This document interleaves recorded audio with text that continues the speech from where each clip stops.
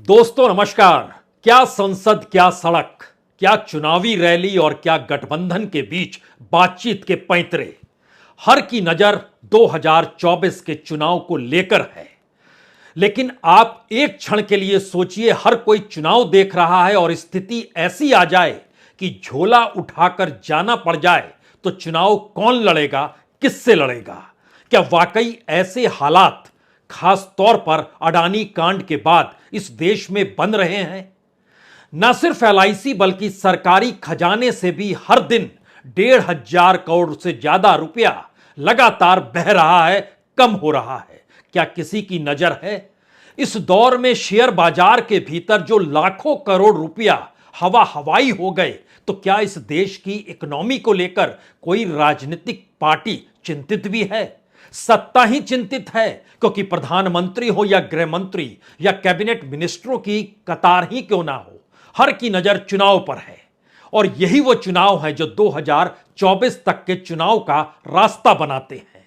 लेकिन आज इससे उलट अडानी कांड के बाद की ऐसी परिस्थितियां अब इस देश में उभर रही हैं जो शायद भारत की अर्थव्यवस्था पर सीधा असर डाल रही है।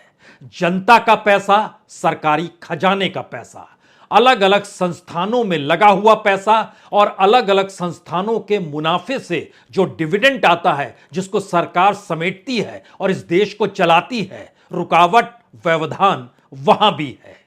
कच्चा चिट्ठा आपके सामने रखें उससे पहले एक बात और समझ लीजिए। जब सरकार ही चुनाव की दिशा में देखने लगे, इकोनॉमी को लेकर आंख मूंद ले, तो फिर जान जाइए खतरे की घंटी बड़ी हो रही है। एलआईसी में कितना पैसा हर दिन शेयर बाजार में उस कंपनी पर फूका गया, जो ना फूका जाता तो इस देश का 50,000 करोड़ रुपया, जिसको आप नॉशनल मनी कहिए या नेशनल मनी कहिए, उससे बच सकते थे, लेकिन नहीं बचे। हमें लगता है कि आज पहले आप इस बात को समझिए कि सरकार ने कोई जांच क्यों नहीं कराई। सुप्रीम कोर्ट के रास्ते ही वह सारी चुप्पी को क्यों ओढ़े हुए है, क्योंकि एलआईसी के ऊपर यह पहली बार दाग नहीं लगा है। एलआईसी जब बनी थी उसी वक्त पार्लियामेंट में एक सवाल उस वक्त के एक सांसद ने यह कहकर उठाया था कि कलकत्ता के एक उद्योगपति की 6 डूबी हुई कंपनियों पर तकरीबन 1.25 करोड़ रुपया एलआईसी ने लगा दिया है, और उसको लगाने के पीछे उस वक्त के फाइनेंस मिनिस्टर और फाइनेंस सेक्रेटरी दोनों हुआ करते थे। और उसके बाद उस दौर में हम जिक्र आपसे 65 बरस पहले का कर रहे हैं, 1957, जब इस देश में मुंद्रा कांड हुआ था। और उस वक्त नेहरू ने जांच की इजाजत दी। 28 दिनों के भीतर मुंबई हाई कोर्ट के एक्स चीफ जस्टिस ने रिपोर्ट दी और उसके बाद फाइनेंस मिनिस्टर को इस्तीफा देना पड़ा। लेकिन तब महज इस्तीफे का जिक्र नहीं, बल्कि उसके बाद कानूनी कार्रवाई शुरू हुई और तब के मंत्री को पर 22 बरस की जेल की सजा सुनाई गई। आज ऐसा कुछ भी नहीं है। हर कोई चुनाव की मदहोशी में है। तो इस देश के भीतर की परिस्थिति को कौन जानेगा, कैसे जानेगा? हमें लगता है आज इस कच्चे चिट्ठे को खोला जाए। जिक्र एलआईसी से करें, जिक्र हिडेनबर्ग की रिपोर्ट के बाद जो असर पड़ा इस देश की इकोनॉमी पर उससे करें, या फिर अडानी की कंपनियों का जिक्र करें। हमें लगता है देश में जनता का जहां पैसा लगा है उससे शुरुआत करते हैं, क्योंकि जिस रूप में जब यह रिपोर्ट आई 24 जनवरी के दिन, तो 25 जनवरी को अगर एलआईसी सचेत हो जाती तो 50,000 करोड़ रुपया एलआईसी का बच जाता। आप कहेंगे ये नॉशनल मनी है, हम कह रहे हैं नेशनल मनी है, क्योंकि एलआईसी ने उस दौर में जहां जहां पैसे लगाए उसमें कितना घाटा किस रूप में उठाया। आज जरा इसको समझने के लिए शुरुआत में सिर्फ इतना समझिए कि 24 जनवरी 2023 एलआईसी ने जो शेयर्स लिए हुए थे वह 81,268 करोड़ के थे। 24 जनवरी 2023, 27 जनवरी यानी 25 और 26 को जो त्राहिमाम मचा इस देश के भीतर में अडानी की कंपनियों को लेकर, एलआईसी 81,000 करोड़ से नीचे आकर 56,142 करोड़ पर आ गई। यानी 2 दिनों के भीतर 16,580 करोड़ का सीधे सीधे नुकसान हुआ। लेकिन एलआईसी फिर भी नहीं थमी। एलआईसी को मैंडेट सरकार ने दिया था। एलआईसी के जो चेयरमैन है वह मार्च में रिटायर होने वाले हैं। इससे पहले भी वो रिटायर होने वाले थे, उनको एक्सटेंशन दे दिया गया था। अभी तक इस बार के एक्सटेंशन की खबर नहीं आई है। लेकिन 60 बरस की उम्र में रिटायरमेंट की जगह सरकार नोटिफिकेशन ले आई थी 2021 में कि अब 62 बरस में रिटायर होंगे। तो क्या यह सब कुछ सोचे समझे तरीके से होता है? क्योंकि ईडी में भी 3 बार इसी तरीके से एक्सटेंशन दिया गया। इसी तरीके से इस देश में सीएजी को लाकर बैठा दिया गया। कानो कान किसी को खबर नहीं हुई। लेकिन लौटिए दोबारा एलआईसी पर।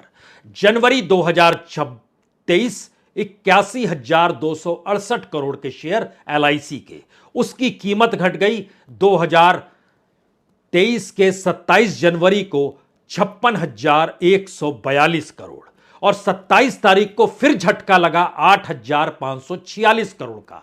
यानी लगातार झटके दर झटके लगभग 8,500 करोड़ के हर दिन लग रहे थे। और होते होते आज की तारीख में वो 33,139 करोड़ पर आ गई। यानी इस दौर में जो झटका लगता चला गया वह लगभग 49,000 करोड़ से ज्यादा का है। अगर प्रतिदिन निकालिएगा तो 1,603 करोड़ रुपया हर दिन एलआईसी का 24 जनवरी के बाद से डूबता चला गया। दोषी कौन होगा? जिम्मेदारी कोई लेगा इस देश में? कोई नहीं लेगा, क्योंकि पैसे की कमी सरकार के पास है नहीं। रिजर्व बैंक पास में है ना, या फिर जो चकाचौंध दिखाई जाती है वह भी है ना। लेकिन फिर लौटिए इस पर, जहां वो पैसे लगा रही थी, किस रूप में लगा रही थी। तो सोचिए, पहले 2 दिन में यानी 25 जनवरी और 26 जनवरी को टोटल गैस में 6,232 करोड़ का सीधा नुकसान एलआईसी को। इंटरप्राइजेज में, अडानी इंटरप्राइजेज में 3,245 करोड़ का सीधा नुकसान। Adani ports and special economic zone में 3,095 करोड़ का नुकसान। अडानी ट्रांसमिशन में 3,042 करोड़ का नुकसान। अडानी ग्रीन में 875 करोड़ का नुकसान। यह सिर्फ पहले 2 दिनों की घटना है। और अगर इस प्रक्रिया को आप समझ रहे हैं तो अगर बीते 30 दिनों के भीतर अगर यह झटका 50,000 करोड़ के लगभग पहुंच जाता है तो यकीनी तौर पर कोई भी कहेगा जिम्मेदारी कौन लेगा। यह सवाल इसलिए बड़ा अब हो चला है क्योंकि आज की तारीख में जब इस बात का जिक्र बार बार हो रहा है कि कितना नुकसान हुआ है, तो वह कीमत आती है 49,728 करोड़। इतना रुपया एलआईसी को देने की स्थिति में सरकार कभी नहीं रही। पैसा लेती जरूर रही। तो हम आपको बताते हैं कि मार्केट वैल्यू जो होती थी 31 दिसंबर 2022 को और 23 फरवरी यानी 24 फरवरी 2023 के बीच में कितना बड़ा गैप आ गया। एलआईसी के शेयर्स जो बाजार में चल रहे थे, और तो और एलआईसी की जो total equity asset under management जो 31 दिसंबर 2022 को 10,91,000 करोड़ था, वह भी इस दौर में कितना कम हो गया और जिम्मेदारी किसी की नहीं।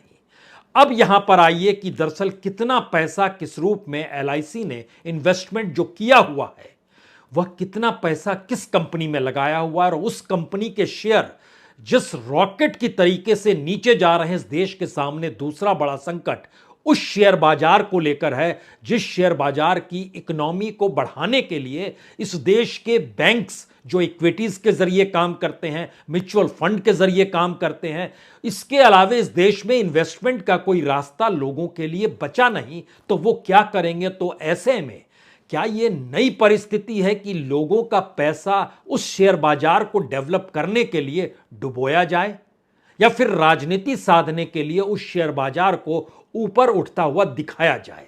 लेकिन अडानी कांड का नया पेंच सबसे बड़ा यह है कि जितनी बड़ी तादाद में शेयर गिरे हैं और उसका जो वैल्यूशन है, हिडेनबर्ग रिसर्च ने 85% कहा था और 84.6% वैल्यूशन इस दौर में नीचे आ गया है। अडानीज अंतर्राष्ट्रीय तौर पर अभी की तारीख में, आज के वक्त में जो लाइव चलते रहता है दुनिया भर के बिलियनियर्स को लेकर, अडानीज का नंबर 33 है। हम लोग 2 और 3 का जिक्र करते थे, अभी की तारीख में वो 33वें नंबर पर है। लेकिन लौटिए फिर दोबारा इस पर कि किस रूप में एलआईसी इसलिए जरूरी है। अडानी इंटरप्राइजेज में एक वक्त उसने 18,592 करोड़, हम दिसंबर यानी 1 जनवरी की तारीख इसलिए ले रहे हैं कि 2023 पहले दिन और 2023 का 24 फरवरी यानी कल शाम तक की स्थिति जो शेयर बाजार की थी, दोनों के बीच का अंतर देखिए कितना बड़ा अंतर आया है। अडानी इंटरप्राइजेज में 1 को पैसा लगा हुआ था 18,592 करोड़, आज की तारीख में 6,686 करोड़। यह है valuation. Adani port and SEZ उस समय पैसा लगा हुआ था 16,155 करोड़, आज ये घटकर 10,939 करोड़। अडानी ट्रांसमिशन उस समय पैसा लगा हुआ था 10,541 करोड़ 1 जनवरी को, और आज की तारीख में वो घटकर 3,048 करोड़। सबसे ज्यादा झटका टोटल गैस में लगा है, उस समय पैसा था 24,236 करोड़, आज की तारीख में वो घटकर 5,202 करोड़। अडानी ग्रीन एनर्जी 3,923 करोड़ जो घटते हुए पहुंच गया 1,040 करोड़ पर।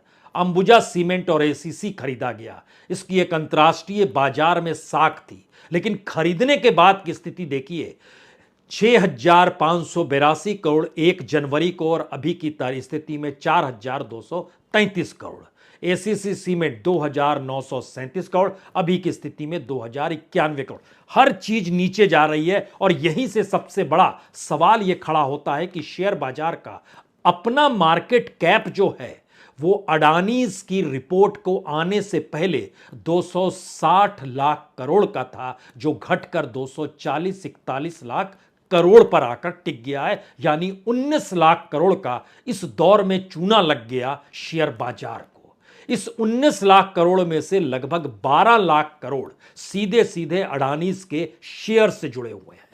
11,99,256 करोड़। यानी हिडेनबर्ग की जब रिपोर्ट नहीं आई थी उस समय अडानी का जो मार्केट कैप, जो 10 लिस्टेड कंपनियां थी, उनका लगभग 19 लाख करोड़ था। आज की तारीख में वो घटते घटते 7,20,000 करोड़ हो गया है। आप सोच रहे होंगे कि इस देश की इकोनॉमी से इतना बड़ा खिलवाड़ हुआ और इस देश में कोई जांच अभी तक क्यों नहीं बैठी। ये जांच तो दूर है, पूछताछ भी क्यों नहीं हुई। और इतनी बड़ी तादाद में कोई कंपनी नीचे जाती है तो इस दुनिया भर के जो शेयर बाजार है उनका इतिहास क्या कहता है। उनका इतिहास बहुत साफ कहता है, अगर जैसे ही आप 75% से नीचे आ जाते हैं, जो आपका मार्केट कैप होता है, शेयर बाजार के जरिए जो वैल्यूशन होता है, उसके बाद कंगाली की परिस्थितियां निकट आकर खड़ी हो जाती है। दुनिया में उसकी साख खत्म होती है, बाहर से पैसा लगना बंद होता है, और भारत के भीतर तो चंद पैसे अपने मुट्ठी में समेटे हुए लोग जो शेयर बाजार में घुसते हैं, उनकी दिलों की धड़कन तो इस दौर में लगातार बढ़ी हुई है, क्योंकि 8 लाख करोड़ रुपया उन्होंने इस दौर में गंवाया है। आप फिर कहेंगे ये नोशनल वैल्यू है, लेकिन इस देश की इकोनॉमी में नोशनल एस्पेक्ट ही तो प्रधानमंत्री की पूरी इकोनॉमिक पॉलिसी को लेकर जुड़ा है। जब उन्होंने 5 ट्रिलियन का जिक्र किया, जब उन्होंने इस देश को विकसित देश अगले 25 बरस में बनाने का जिक्र किया, यह पूरी इकोनॉमी अगर नीचे आ रही है और वैल्यूशन के तौर पर नीचे आ रही है, तो अगला असर क्या होगा। अगला असर इस देश के भीतर का सबसे बड़ा यह है कि इसी दौर में भारत का जो सरकारी खजाना है, जहां पर पैसा रखा जाता है कि कोई क्राइसिस आ जाए तो उससे निपटा जा सके, तो इसको पहले राउंड में इस तरीके से समझिए कि बीते हफ्ते यानी बीते 7 दिनों में 10 तारीख से लेकर 17 तारीख तक का जो आखिरी आंकड़ा आरबीआई ने जारी किया, उसने कहा कि लगभग $5.68 बिलियन गायब हो गया। यानी सरकार के खजाने से इतना पैसा उसको रिलीज कर देना पड़ा जो संरक्षित मनी थी। ये कितना होता है रुपए में? ये होता है तकरीबन 47,071 करोड़ रुपया।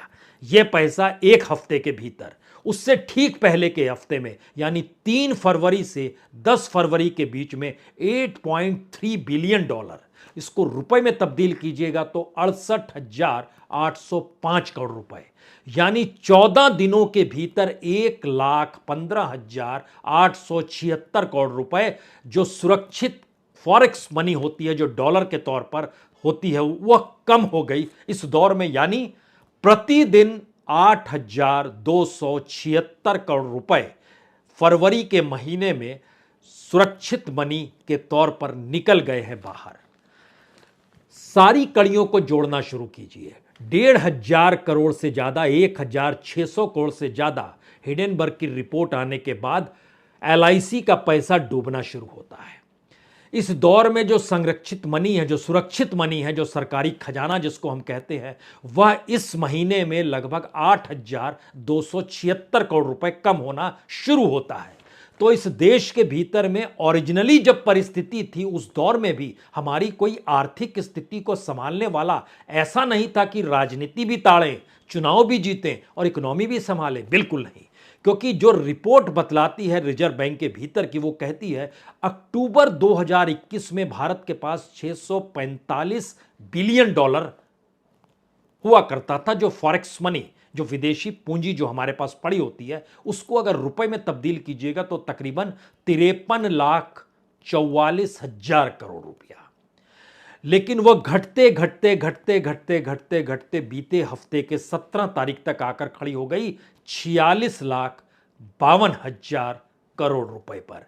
यानी बीते 1.5 साल में अगर आप एवरेज निकालिएगा तो 1,497, यानी तकरीबन 1,500 करोड़ रुपए हर दिन इस देश में जो जमा पूंजी सरकारी खजाने में थी, वह कम होती चली जा रही है।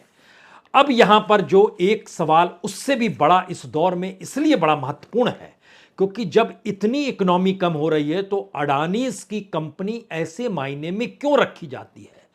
इसलिए बड़ी महत्वपूर्ण है क्योंकि gas, power sector, special economic zone, transmission, retail sector, cement sector और मीडिया सेक्टर, इन तमाम सेक्टर्स को जब जोड़िएगा तो उसके बाद अडानीज दुनिया के किसी भी कंपनी की तुलना में और भारत के भीतर जितने बड़े क्षेत्रों में फैले हुए हैं, उतने बड़े क्षेत्रों का लाइसेंस दुनिया के किसी कॉरपोरेट को इस रूप में नहीं दिया गया जो इनको दिया गया।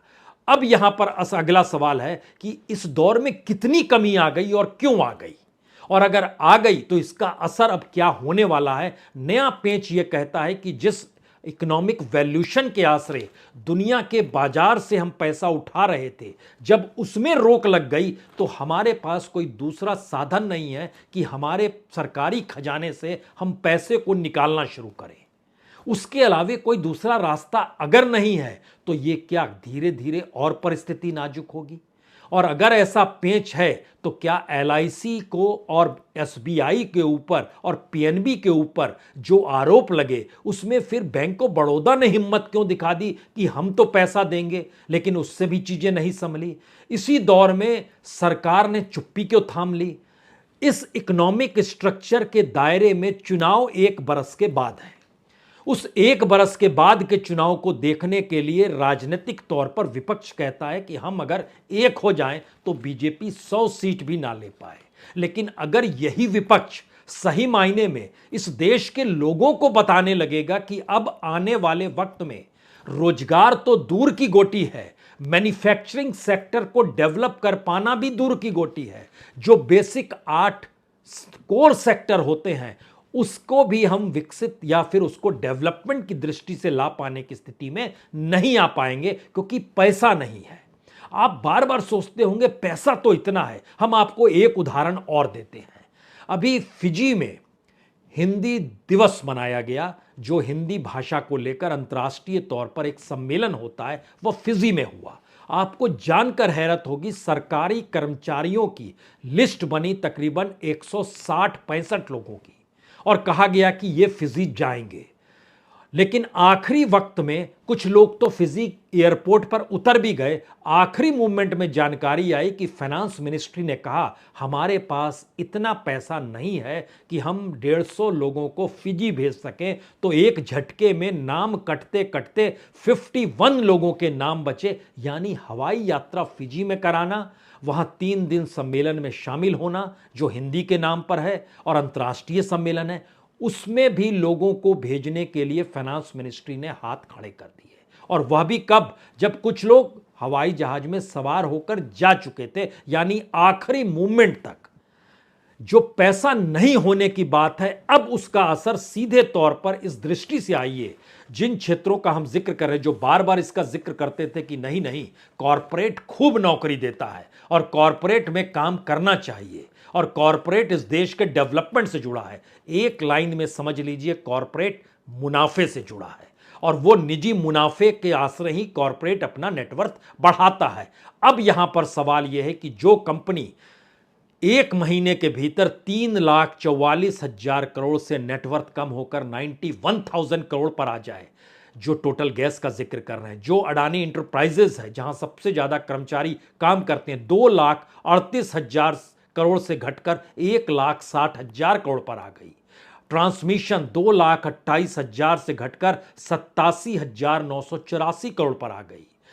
जो ग्रीन एनर्जी है जिसका जिक्र प्रधानमंत्री बार बार कहते हैं और सबसे बड़ी कंपनी के तौर पर अडानीज की ही कंपनी है, वो 2,26,000 करोड़ से घटकर 85,000 करोड़ पर आ गई।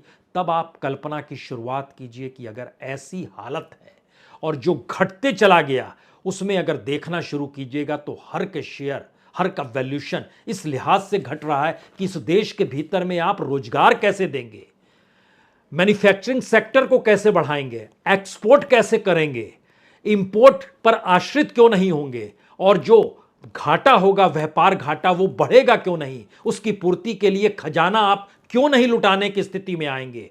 पेंच बड़ा है। अडानी कांड का पेंच सिर्फ अडानी की 8-10 कंपनियों के वैल्यूशन तक नहीं टिका हुआ है, हमारी पूरी इकोनॉमी ने उसको दायरे में लिया है। और उस दायरे के ध्वस्त होने के बाद 3 परिस्थितियां सरकार के सामने है। पहली परिस्थिति है, क्या सरकार पीएसयूज को बचाने की दिशा में अब बढ़ेगी या अभी भी बेचने की दिशा में ही जाएगी, पब्लिक सेक्टर के जो उपक्रम है उसको बेचेगी या बचाएगी। दूसरा सवाल, इस देश के भीतर में जो हर बरस करोड़ों बच्चे डिग्रीधारी होकर निकलते हैं, उनके लिए कोई रास्ता है या मुद्रा योजना है जिसमें 50,000 रुपए बैंक से मिल जाएं या 2 लाख रुपए मिल जाएं या 10 लाख का जिक्र जो होता है जो लगभग 1% को भी नहीं मिल पाता है। वही मुद्रा योजना के आश्रय सबको कहेंगे तुम अपने हिसाब से पकौड़े बनाओ या चाय बनाओ या कुछ भी करो। ऐसी स्थिति में देश की इकोनॉमी को लाकर खड़ा किया जाएगा या कुछ सोचा जाएगा। और तीसरी परिस्थिति इस देश की उस राजनीतिक व्यवस्था से जुड़ी है जिसमें सबका ध्यान चुनाव पर है और इस देश के भीतर के उन हालातों को कोई नहीं समझ रहा है कि 2024 आते आते अगर ऐसी स्थिति जो अभी की रफ्तार है बीते 30 दिनों की, ये रफ्तार कंटिन्यू कर गई तो झोला उठाकर कौन भागेगा। नजर जरूर रखिए। बहुत बहुत शुक्रिया। बहुत बहुत शुक्रिया।